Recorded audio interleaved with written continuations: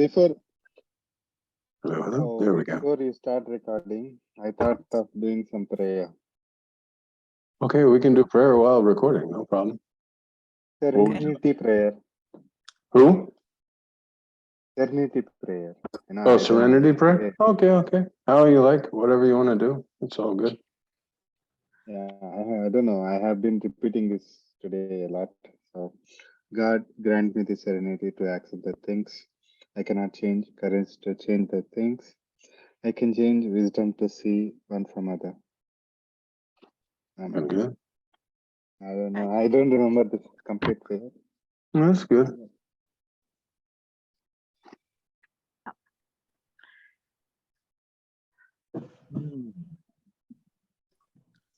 Yeah. Last week I forgot to join. I slept. It's like sometimes I sleep before No that. worries.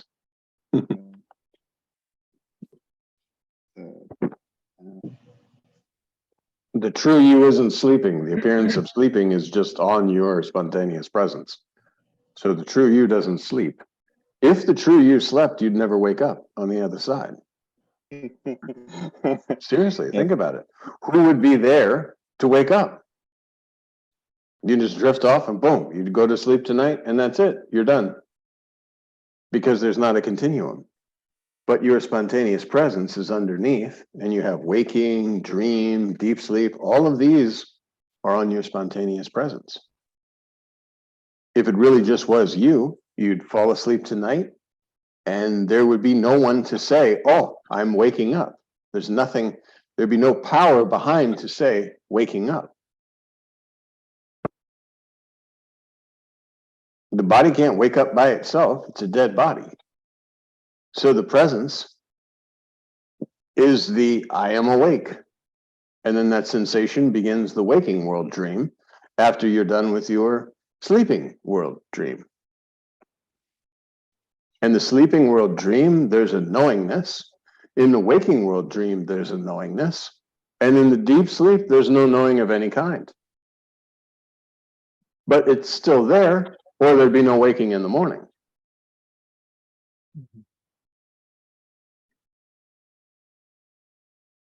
This body can't wake itself up. If you lay down to sleep and presence leaves during the night, we call you dead. Like we go to Rami's funeral or John's funeral and say, oh, he didn't wake up, it's very sad, this and that. But presence, if presence is still, permeating this body, then there's waking on the other side. If this body form can still sustain the essence, then there's waking on the other side. And if it cannot, then there's no waking because it's a dead body. Presence is no longer moving and providing power to this body. So right away, you know, you don't sleep and you don't wake up. And there's no waking and there's no dreaming and there's no deep sleep for you. There couldn't be, or each one of these would be an experience where you get lost in. Just like they talk about it, if the presence was just in one body, like I say, it's my presence, and this body falls, that's the end of presence. That's it. But because it's a manifestation that we call world right now, we call it the living a life, then it continues because there is just that. And whether one specific body is here or not matters not, because you're still dreaming the dreaming of all dreams, just not identified with a dreamer dreaming. Yes, sir. Dreamer is there. That's the problem, I think. And that's why in Das Bod, they say the dissolution of the universe, you'll still be there because you'll witness the dissolution of the universe.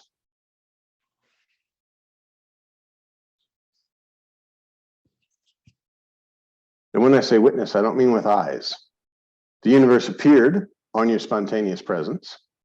The universe, when the dissolution, which who knows how long that is going to be, because like Star Trek, 5,000 years in the future or whatever.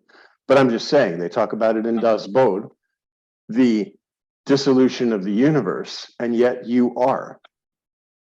Because you are, and then this universe has appeared. And then this knowingness has appeared. And then this knowingness gets involved in a body and says, I am this. Oh, look at me.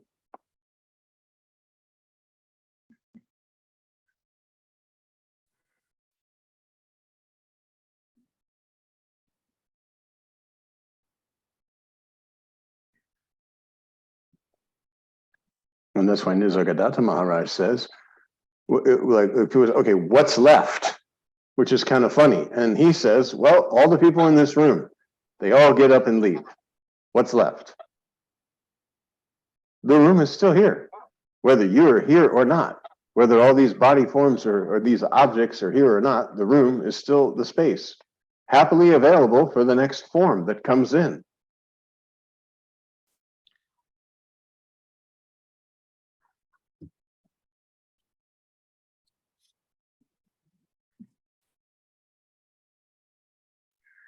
Prior to beingness and after leaving the body, same state. The unchanging state, actually, there was no like body, world, all of that. You're unchanging because you're formless. And you can, again, this is the magic is like, okay, if I'm formless, and I know myself in a real sense, this just I, this subtle sense of presence. How can I be involved in form?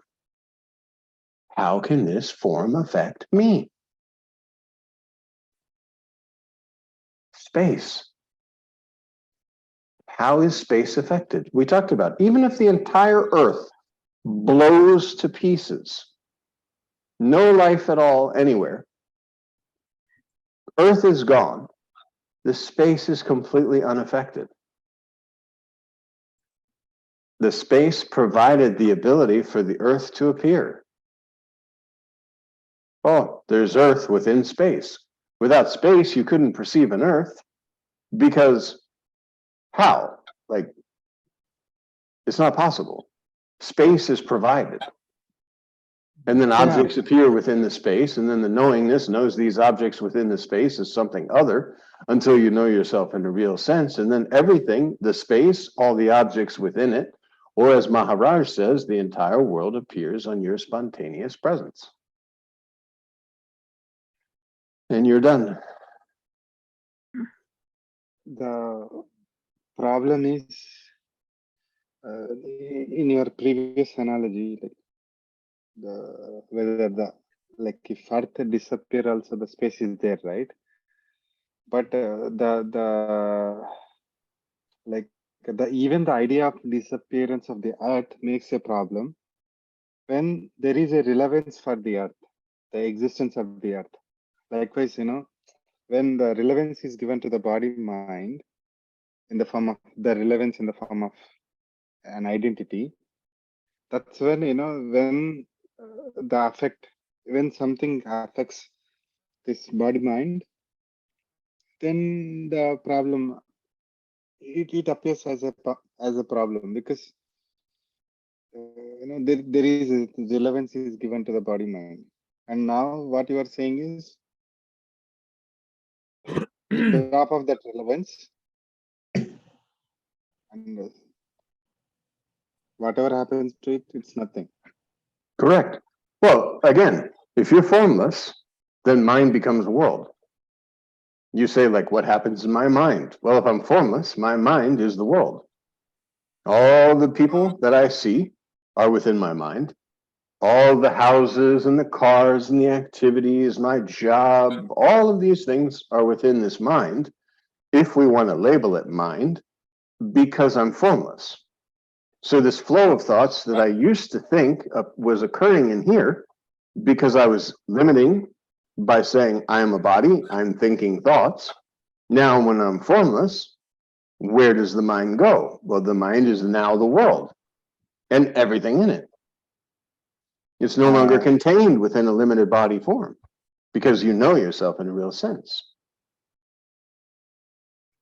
In the mathematics, in the differential equations, I think I studied this thing called a local minima and local maxima. So now the problem is there is local minima, And actually, another concept is global maxima and global minima. So this local minima uh, is the identity. So now the presence or whatever is cognizing this living phenomenon, whatever is moving this body, that is, believing that it is that body, I think, or, Or the consciousness, just like in a dream. You're just a little dream character. You've identified and limited yourself with a local identification rather than just saying, I'm one of the objects within this dream that I happen to be dreaming. And the objects aren't solid because, of course, they arose from myself formlessly. And I know this because in dream, I lay down to sleep. I'm conceptualizing that I'm a body laying down to sleep. Boom, a dream world is projected and there are little people and all that. And it appears to be form-based. In your dream, you can climb a tree. So you're not like a ghost that would fall through the form. You're form. You've created form from the formlessness. Well, now that you know yourself in a real sense, you understand that what you used to call world is just objects that you have created from your own formlessness. And then you have a specific object that you identified with as a time that's available now as an instrument to peer inside the happenings of the formless dream.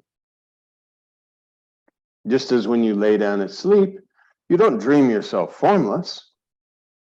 You dream yourself as an object within the dream, because that's kind of impressed. In order to be able to see inside a dream, I need an object to see what's inside the dream and to, quote, experience what's going on inside the dream. And yet, the dreamer itself, you, the body, form, laying down, is not experiencing. You might, in your dream, be swimming, be running away from a tiger, having to climb trees, be jumping, be totally out of breath, again, in the water, then running more through a jungle, all torn up. Then the lion actually attacks you and you wake up. And yet, nothing. The little form that you had identified with for a certain time was going through a lot of stuff, some very scary. But you projected this formlessly, and all the activity within that formlessness did not affect you at all. You don't wake up like in the horror movies where you wake up and you're all scratched from the lion and you're sweating or you're all wet and stuff. And the same, when this body is no longer available, this limited local identification, you won't wake up and say, oh, that was scary. Oh, John's dream or whatever. No, it's just, boop, that's it. TV, you watch TV, you turn the TV off. Where does the TV go? Nothing. Power is no longer being provided to the instrument that we call television. Therefore, no images are appearing.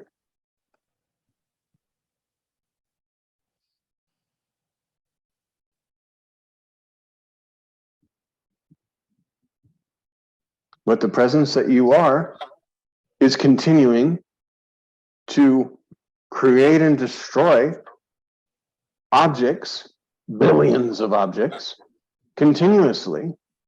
We want to say eternally, but we can't really say eternally because to the presence, there's no time. You're so outside of time because again, just think about the space. With the space, even if the space knew itself, could it possibly conceptualize time? And say, I'm experiencing time. Let's say the space became self-aware. The objects within the space were moving. It could, within the object of illusion, say, when this object moves from here to here, it takes such and such a time, so to speak. However, how am I experiencing time other than the objects that are within this space? So the space becomes self-aware and sees the objects and then creates a concept of time because objects moving at specific points are said, this is time. I'm moving from here to there. And even if there's identification with one of the objects, you could say, okay, I walked across the floor. but the space is self-aware.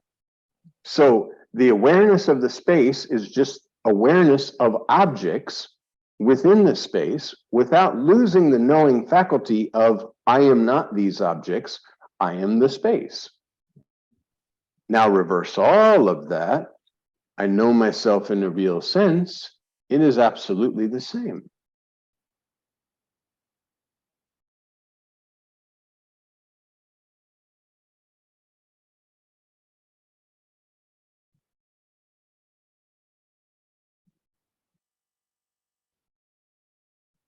Yeah, I know. I mean, uh, what you are saying makes, no, no, what I'm going to say is not correct. Like saying, making sense, like I'm understanding partially.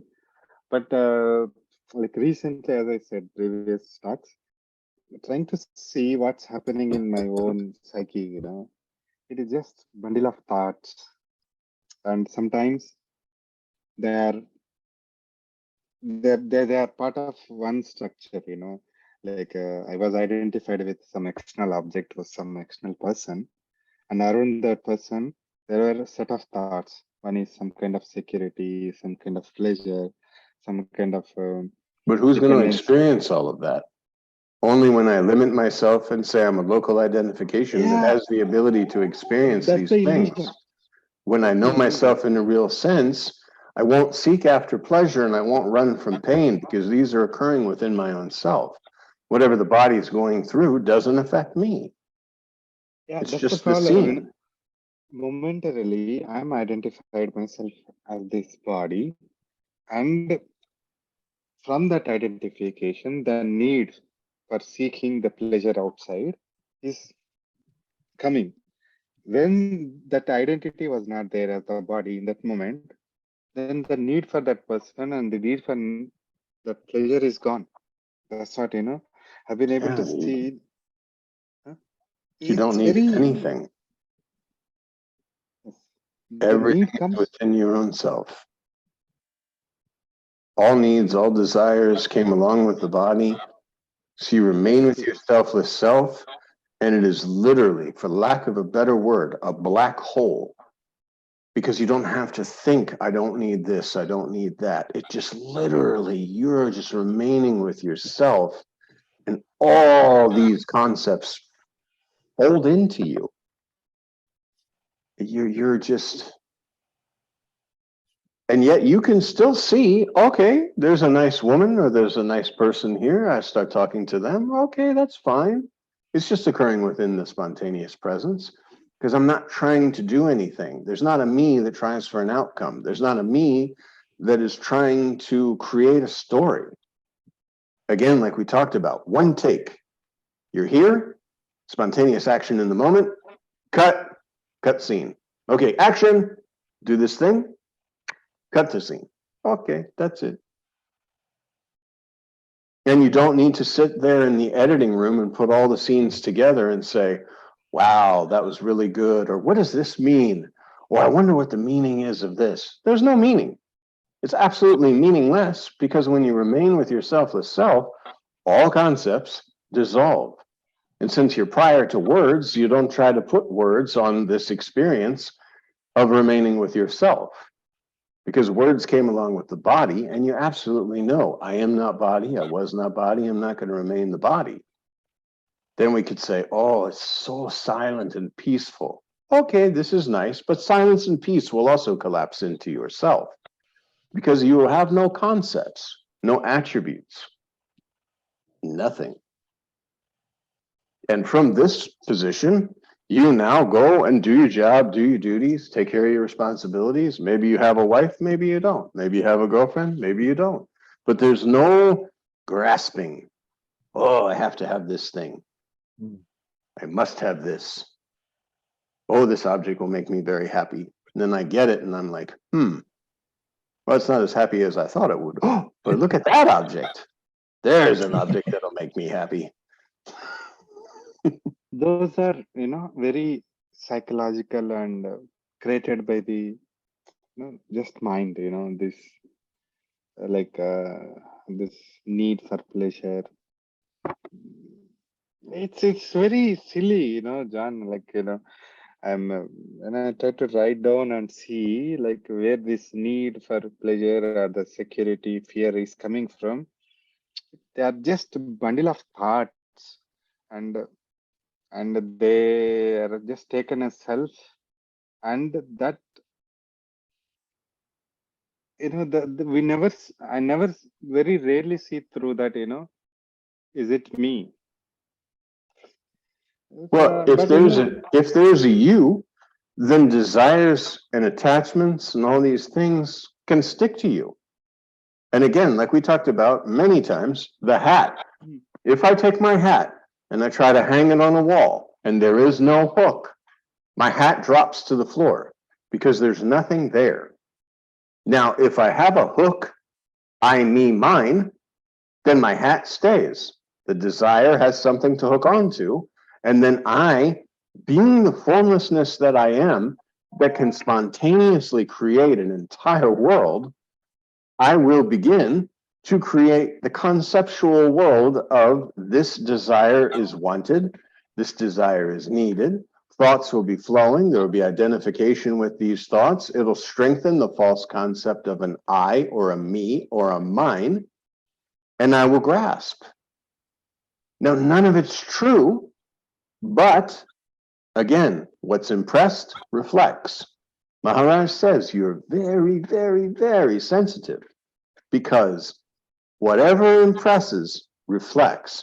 I say, oh, this desire is important. Flow of thoughts. I identify with these thoughts. There's an I there. That I, that sense of I, that false I, starts to take credit and starts to desire to have concepts build. And here you are, this beautiful bright fire, and you're literally dumping piles of ash on it. The fire will still burn, but now you don't see the fire, you can't feel the fire. Eventually, you forget the fire is even there. um, like what is shocking in your talks is, even when Maharaj was telling, saying that you are the one, giving reality to everything, and you are that. Mm-hmm. But for me, like, I can like just when I stop chasing the things and just be in the moment, occasionally I can see that they are just the words, the images. That's it. And now you're asking one thing is, see that you are that bottomless pit, and whatever comes, it just they come into you and they are gone. Like they like something enters into that bottomless pit. Like that thought comes in that present moment into you, and you are that one on which this is coming. But for me, that shift is not somehow not happening.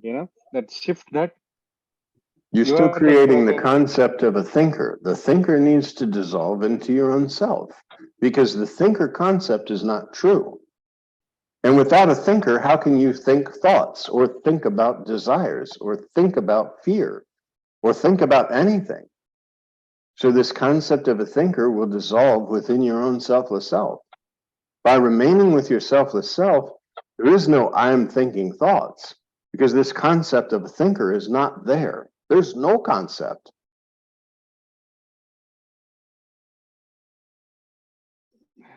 Yeah, I mean, what you are saying is, makes sense.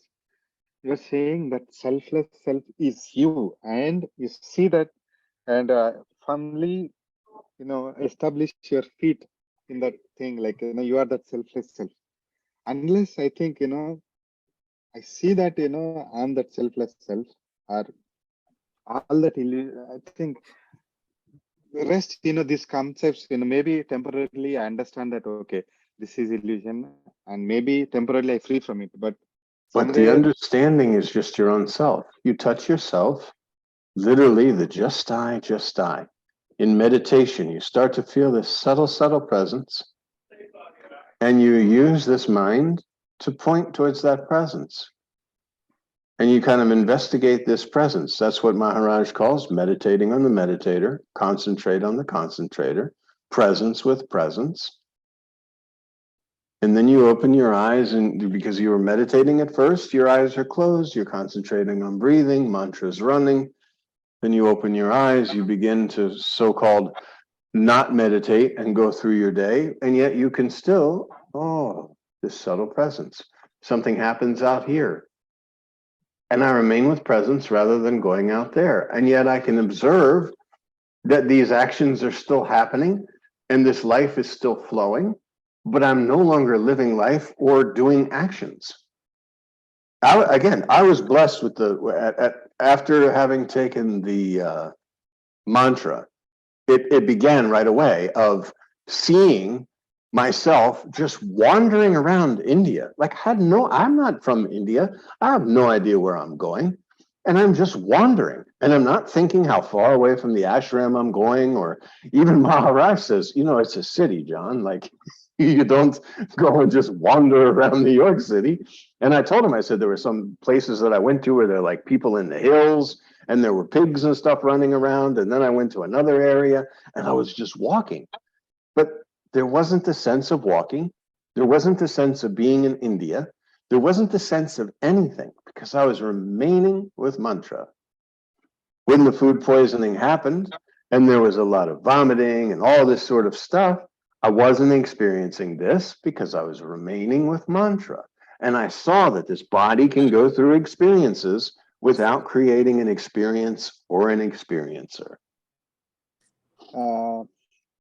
If you don't mind that interpreting this thing, when you said you after having this mantra, you lost that sense of time and space because I was concentrating on mantra, not allowing mind to do anything more. Maharaj says my mind is finished except to do mantra. Yeah, That's mind it. is nothing but I'm not supposed to do any thinking. Master has said, you're free, remain with mantra, and just go where it leads you. And I did. Master said the same thing to you and to everybody else. There's no more thinking for you. You have mantra now. So now you remain with mantra and you observe your body just kind of moving around. It's beautiful because even in the beginning, you can remain with mantra and make a sandwich, remain with mantra and sit down and look out the window, remain with mantra and drive.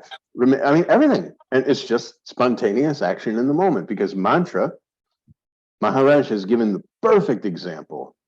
Mother needs to make a dinner. Children are not going to allow mother to make a dinner. So she gives them toys. And now the children are preoccupied with the toys so that mother can make a dinner and not be bothered. Well, Master has given you mantra so that the children, the mind, the thoughts, and all that have something to do while you, the selfless self, are seeing the spontaneous actions in the moment without taking any ownership, because there's no one there to take ownership. There can't be a doer, because there isn't a you. How do you point to a doer when you're remaining with mantra?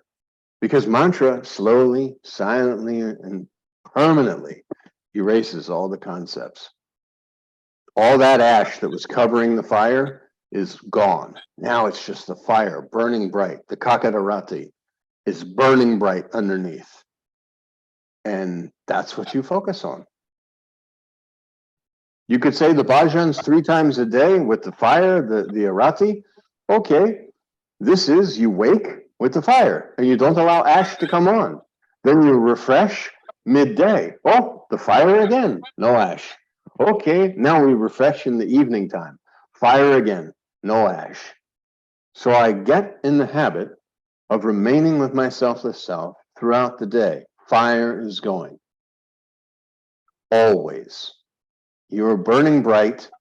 There is no ash because there's nothing.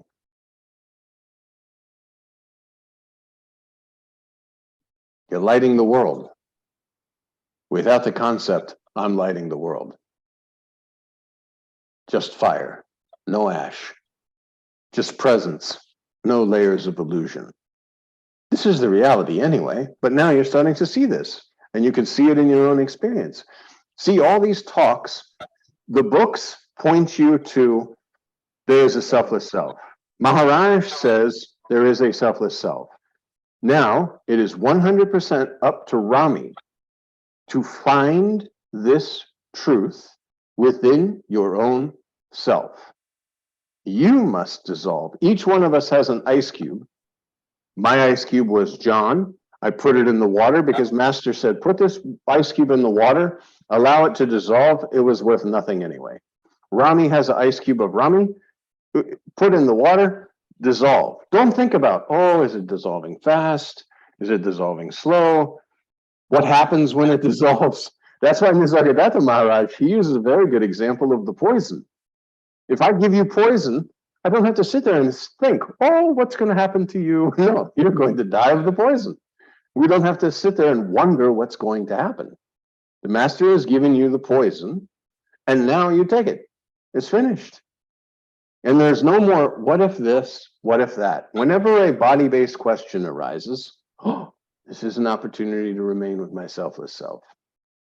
If you really want to say, selfless self is testing me in this moment, am I going to entertain this silly question that means absolutely nothing because Master says I'm formless, or am I going to remain with my selfless self?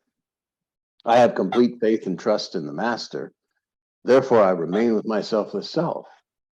Oh, but this question, this is the thing that's blocking me. Yes, which is a silliness because I'm formless. So this question could not relate to me. It's relating to the body that I am not. So I'll just remain with my selfless self. Because all questions are just, oh, I'm something. I'm forming a question because I believe myself to have a form. The space in the room has no questions. What happens when the building falls down? Oh no, what happens to me? No, the space is not asking this. That's why Maharaj says, the sky, India sky, does not have a beef with America sky or China sky, and doesn't know, oh, I'm China sky, I'm India sky, I'm America sky. Sky is sky. Space is space. Water is water. Earth is earth. It's only the conceptual lines that are drawn within the body-based illusion with false body knowledge that I say, I live in America, you live in England, you live in France, you live in Spain. No. That's why it's beautiful when the astronauts, they go into the sky. There's no like little lines drawn on every country and every place. It's just like land, sea. That's it. Like there's no, we draw the imaginary lines through conceptualizing, and it's all body knowledge. And it's just not true because you're not a body. Is all body knowledge useless? Yes, now it is. It wasn't when you believed yourself to be a body, it was pointing to the fact that you're formless. So you used body knowledge to understand, oh, I'm actually formless. Then you met a master who said you were formless, but you must discover this for yourself. When a master says you must discover it for yourself, I don't turn back to the books, nor do I really turn back to the master and his teaching, because his teaching is just going over and over again. You're formless, find this out for yourself. You're formless, find this out for yourself. Accept your selfless self. There's no God, no Brahman, no Paramatman, no master. You must discover this for your own self. You are not body. You were not body. You're not going to remain the body. Find this out for yourself.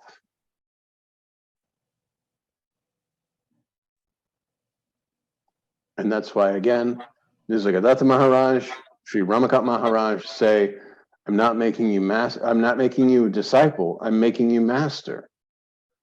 Because you're finding, you now know the truth. Very beautiful. Now you must discover this truth for yourself.